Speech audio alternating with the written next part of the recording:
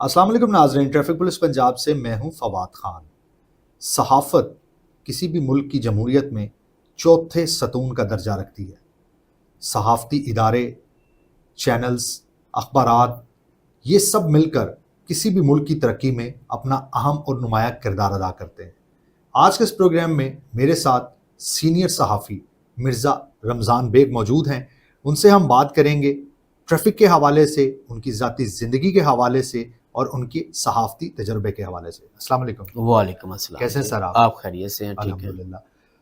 مرزا صاحب، صحافت کے شعبے سے کتنے عرصے سے منسلک ہیں اور کن کن صحافتی اداروں میں اپنے خدمات انجام دے چکے ہیں؟ جی بہت شکریہ۔ میں تقریباً صحافت سے تقریباً 21 سال سے وابستہ ہوں اور یہ میرا کریز تھا کہ میں صحافی بنوں۔ کالج لائف میں، یونیورسٹی میں بھی مجھے ہر طرف یہ لگتا تھا کہ میں صحافی بن چکا ہوں، کیونکہ میں نے میتھس کم کیا۔ اچھا، اس دوران میں نے جب اداروں کو دیکھا یا ان کے رپورٹرز کو یا اینکرز کو دیکھا تو مجھے اور زیادہ جو ہے نا اس میں شوق۔ اچھا، اس دوران کئی ایسے افسران سے بھی ملاقات ہوئی، ہمارے بڑے سینئر جرنلسٹوں کے ساتھ اداروں میں جانے کا اتفاق ہوا، تو مزید کریز بڑھتا گیا۔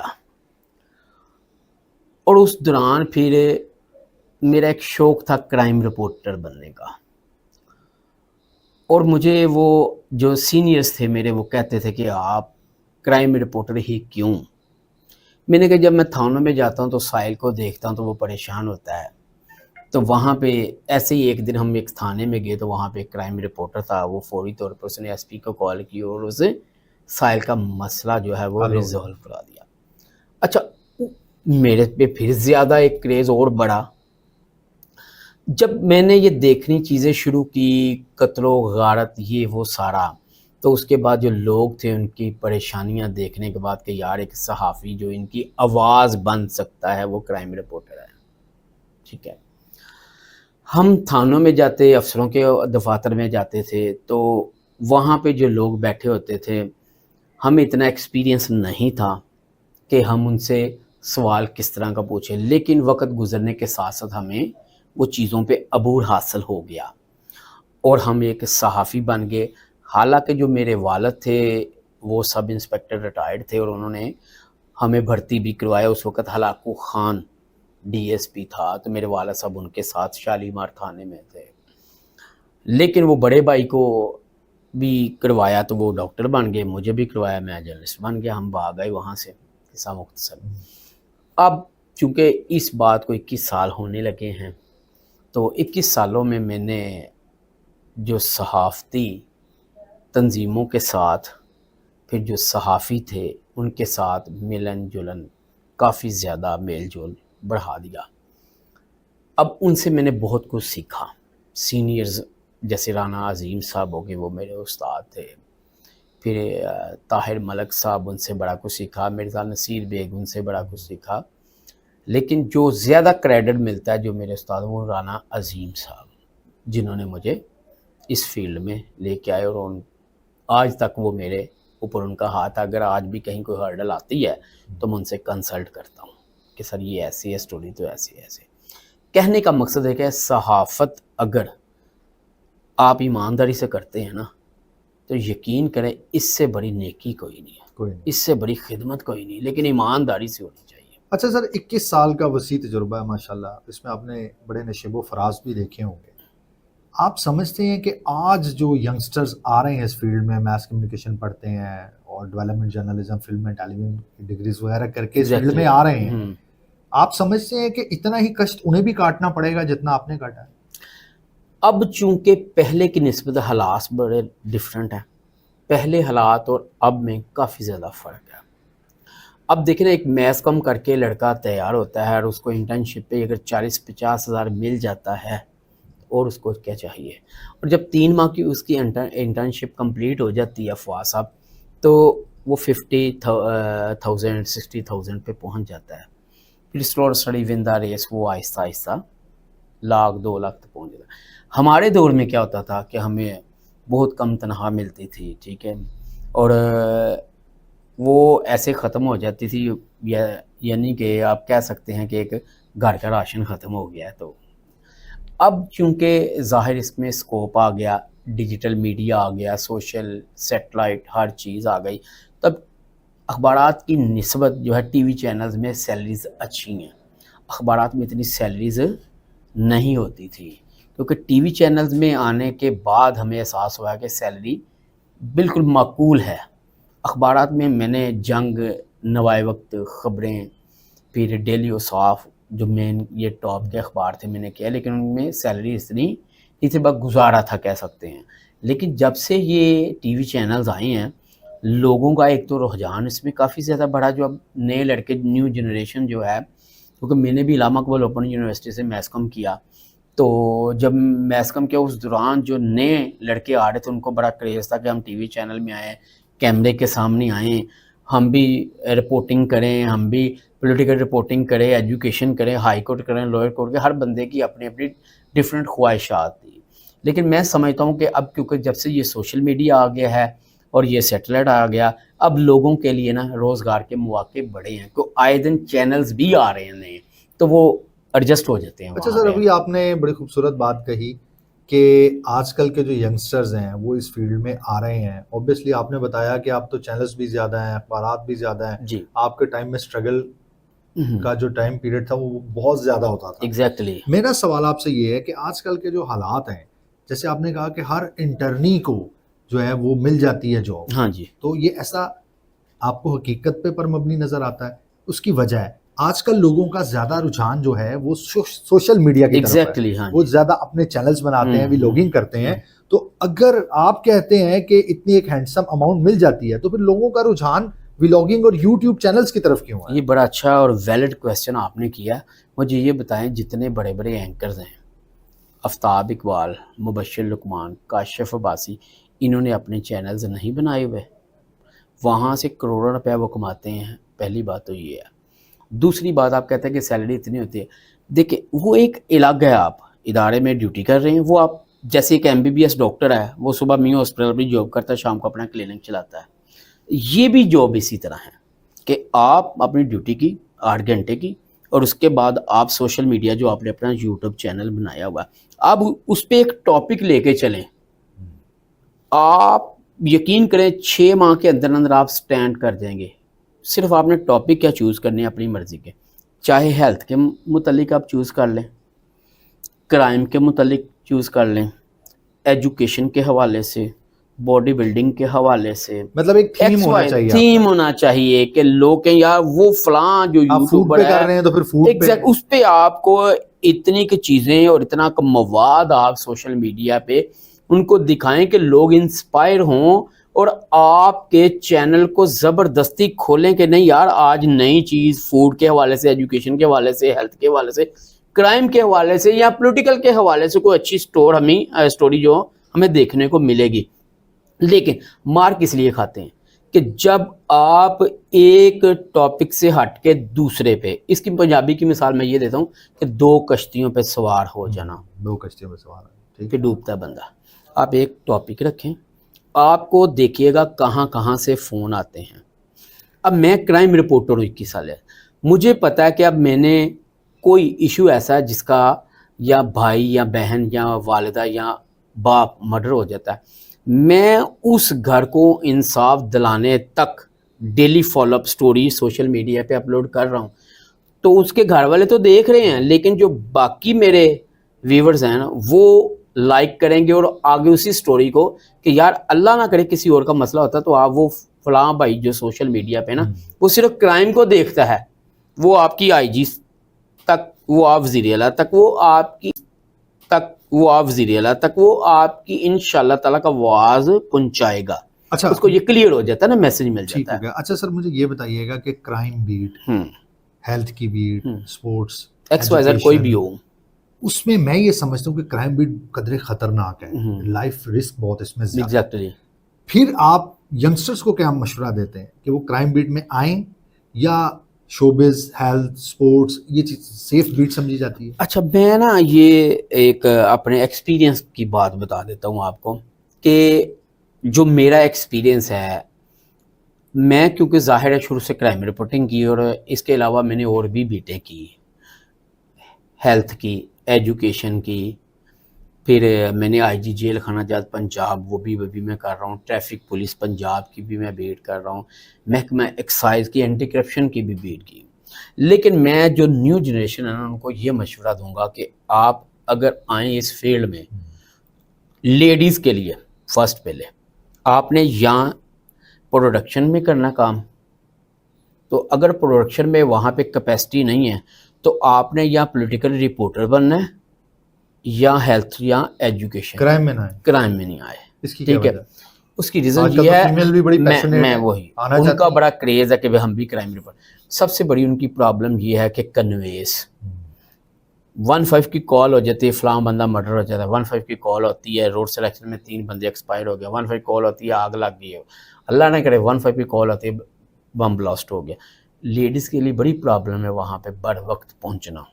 لڑکا موٹر سائیکل کو کک مارے گا، موقع پہ پہنچ جائے گا، پھر رات کے ٹائم اگر انسیڈنٹ ہوتا ہے لڑکی کے لیے بڑی پرابلم ہوتی ہیں۔ پولیٹیکل ہیلتھ میں یہ چیزیں نہیں ہیں، یہ صرف لڑکے کے لیے، اس لیے میں مشورہ یہ دیتا ہوں۔ دوسری بات جو آپ نے کرائم رپورٹر کیوں ان کو کیا مشورہ ہے، میرا مشورہ اگر لڑکا بھی ہوگا نا تو اس کو بھی میں یہی کہوں گا یہ پولیٹیکل بیٹ کرے، ایجوکیشن کرے، ہیلتھ کرے، کامرس کی بیٹ بہت اچھی ہے، ہائی کورٹ کی بیٹ بہت اچھی ہے، اسکوپ بھی ہے، ٹھیک ہے۔ اور اگر آپ کو موقع ملے تو نیوز کاسٹر یا اینکر بن جائے۔ Let's come to the other side. Right. آپ کی اسی بات سے میں اگلا سوال ٹریفک کے حوالے سے کروں گا۔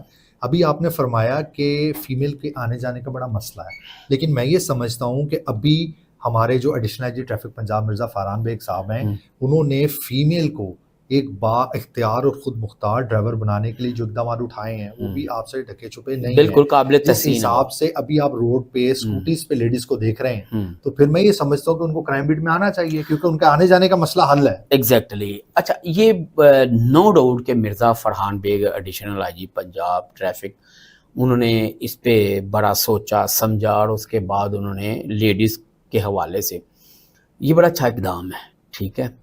لیکن ساتھ ساتھ ان کی یہ بھی بڑی کافی ہیں کہ آپ محکمہ ٹریفک پولیس پنجاب کے لیے کیا کر رہے ہیں، ٹھیک ہے۔ ایک افسر جو ہوتا ہے وہ سوچتا ہے کہ میری تعیناتی کے دوران میں کوئی اچھے کام کر جو میرے ریکارڈ میں لکھا جائے، تو یہ مرزا فرحان بیگ کی کتاب میں یہ لکھے جائیں گے سنہری حروف میں کہ وہ یہ اچھا کام کر رہے ہیں ٹریفک پولیس پنجاب کے حوالے سے، ٹھیک ہے۔ اور اسکوٹی جو لڑکیوں کے لیے، پھر ڈرائیونگ سینٹر جو بن گیا ان کے لیے بڑی سہولت ہے۔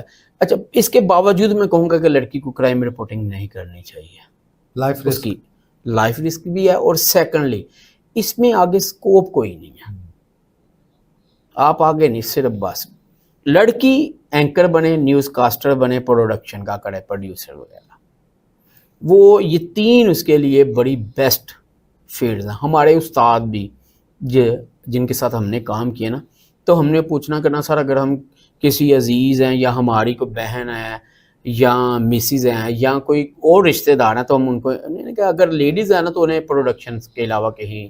اچھا سر مجھے یہ بتائیے گا کہ لاہور شہر میں آپ ٹریول کرتے ہیں، کرائم بیٹ ہے آپ کی، آپ کو پنجاب میں بھی جانا پڑتا ہوگا، بیسک ٹریفک ایشو کیا دیکھتے ہیں آپ سب سے زیادہ جو آپ سمجھتے ہیں کہ یہ اگر ایشو ریزولو ہو جائے تو لاہور اور پنجاب کی ٹریفک میں بہت بہتری آ سکتی ہے؟ پہلی بات تو یہ ہے کہ جو جگہ جگہ پہ تجاوزات ہیں نا اور جگہ جگہ ناجائز پارکنگز بنی ہوئی ہیں، یہ سب سے بڑی پرابلم ہے، ایک چیز۔ دوسری چیز یہ ہے کہ موٹر سائیکل اور رکشہ بہت زیادہ وائلیشن کرتے ہیں، آپ آج بھی اپنا ریکارڈ نکالیں، موٹر سائیکل اور رکشہ بہت زیادہ وائلیشن کرتے ہیں۔ دوسرا یہ بڑا۔ تیسرا یہ ہوتا ہے کہ جب آپ کی اسکول کالجز میں چھٹی ہوتی نا، اس وقت جو ہے ٹریفک کو ایک دباؤ ہوتا ہے ٹریفک کا، اس کو بحال کرنے کے لیے وہاں پہ آپ کے ٹریفک وارڈنز موجود ہونے چاہیے۔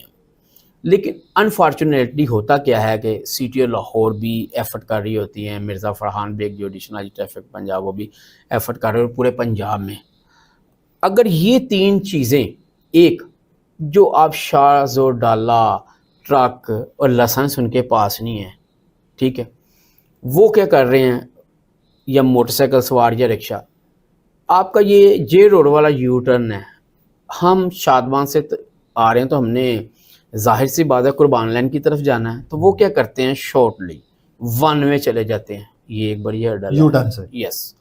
دوسرا موٹر سائیکل سوار کا فٹ پاتھ سے اس نے موٹر سائیکل دوسری سائڈ پہ کی. اب اللہ نہ کرے وہاں سے دوسری گاڑی آ جاتی ہے, ظاہر ہے وہ تو رائٹ آ رہا ہے, وہ تو اپنے ٹھیک ہو گیا, وہ تو اپنے راستے پہ آ رہا ہے تو حادثہ ہو جاتا ہے. اچھا چوتھی جو سب سے بڑی اہم بات یہ ہے کہ کالجز اسکولوں میں نا آپ بریفنگ دیں نیو جنریشن کو. ایک گلی محلے یا سڑک پہ ناجائز تجاوزات جو ہے نا وہ نہیں ہونا چاہیے. ریڑی باندھ سڑک کے بیچ کھڑے ہیں, وہ کیا کرتے ہیں کہ آدھی سڑک انہوں نے, اب ایک لائن رہ جاتی ہے, اب پیچھے ٹریفک کا بہت زیادہ دباؤ ہے, اب ایک سنگل گاڑی گزرے گی تو ٹریفک کا دباؤ بڑھے گا, کم نہیں ہوگا. یہی اگر آپ بینگ ٹریفک پولیس, یہ جو سٹی ڈسٹرکٹ گورنمنٹ ہے, کارپوریشن ہے, ان کے ساتھ مل کے ان کے خلاف رنگ محل چلے جائیں, مغل پڑا چلے جائیں, نسبت روڈ چلے جائیں, کوپر روڈ چلے جائیں, وہاں پہ آپ دیکھا ہوگا کہ جگہ جگہ تجاوزات ہیں.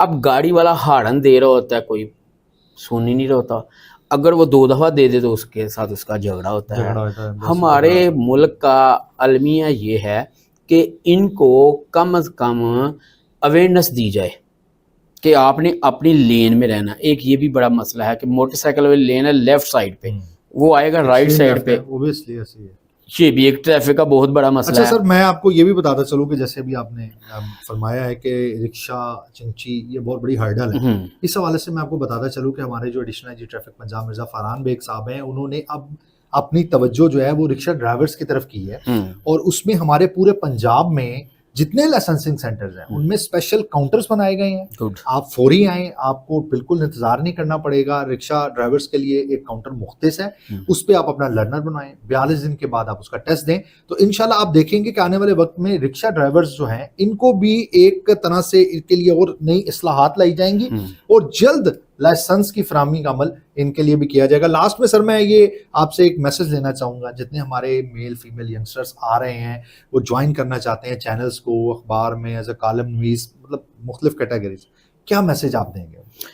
دیکھیں جی, میں تو یہ سمجھتا ہوں کہ سب سے پہلے اگر کوئی بھی آپ نے فیلڈ چوز کرنی ہے اس میں محنت ہے. کوئی بھی field X Y Z, traffic police ہے, صحافت ہے, کوئی ایسا محکمہ, اس میں سب سے پہلے ایک محنت ہے. جو محنت کرتا ہے, دوسری بات اس میں اس فیلڈ میں آپ کو شعور بھی ہے, کریز بھی ہے کہ میں اس فیلڈ میں, جیسے مختصر بات کہ والد کہتا ہے بیٹا اب میٹرک کے بعد آپ کا کیا دل کر رہا ہے, کیا بننے کو, وہ کہتا ہے انجینئر, دوسرا کہتا ہے میڈیکل, ایسا ہے نا, تیسرا کہتا ہے نہیں جی میں وکالت کروں گا میں, ٹھیک ہے. تو سب سے پہلے بچے سے یہ پوچھا جائے کہ بیٹا آپ کا جو ذہن ہے وہ کس طرف ہے, آپ اس طرف اس کو لے کے جاتے ہیں. ایک تو اس کی خواہش بھی ہے, دوسرا وہ کمفرٹیبل بھی رہے گا, تیسرا اس کی محنت, آپ نے اس کی طرف توجہ دینی ہے, محنت کرنی ہے دل سے, ہر چیز لگن سے, دماغ سے. آپ نے یہ دیکھنا ہے کہ میں نے صرف محنت کرنی ہے جس فیلڈ میں ہوں, تو آپ کو انشاءاللہ تعالی اللہ تعالیٰ کامیابی دے گا. اور ہمیشہ آلویز ٹرسٹ ان گاڈ, آپ نے ہمیشہ اوپر والے پہ بھروسہ رکھنا ہے, تو انشاءاللہ تعالیٰ آپ کامیاب ہوں گے. دیانتداری ایمانداری سے جس فیلڈ کو چوز کریں گے اللہ تعالیٰ اس میں آپ کی ہیلپ کرے گا. بہت شکریہ سر آپ کا. ناظرین, ہمارے ساتھ تھے مرزا رمضان بیگ صاحب. 21 سال کا تجربہ, میں یہ سمجھتا ہوں کہ ہمارے ساتھ ایک شخص نہیں بلکہ 21 سال کا ایک عرصہ بیٹھا ہوا تھا, اور انہوں نے بتایا کہ کس طرح انہوں نے زیرو سے سٹارٹ کیا, اور انہوں نے اپنے اساتذہ کے بارے میں بھی بتایا, اور زندگی کے نشیب و فراز سے گزرتے ہوئے آج وہ اس مقام پر ہیں. سو پیغام میں آپ لوگوں کو یہی دینا چاہوں گا کہ محنت میں عظمت ہے, محنت کریں, اپنے فوکس رکھیں اپنے گول کے اوپر, اپنی منزل پر جانے کے لیے لگن اور جذبہ رکھیں. اچھے اساتذہ کرام, اچھے دوست اور اچھے رفقا آپ کو کامیابی سے ہمکنار ہونے میں بہت مدد فراہم کرتے ہیں. اسی طرح جب آپ لاہور شہر کی سڑکوں پر ہوں تو اپنا فوکس ٹریفک قوانین پر رکھیں, نہ کہ شارٹ کٹ پہ. اللہ تعالیٰ آپ سب کا ہمیں ناصر ہو. خدا حافظ.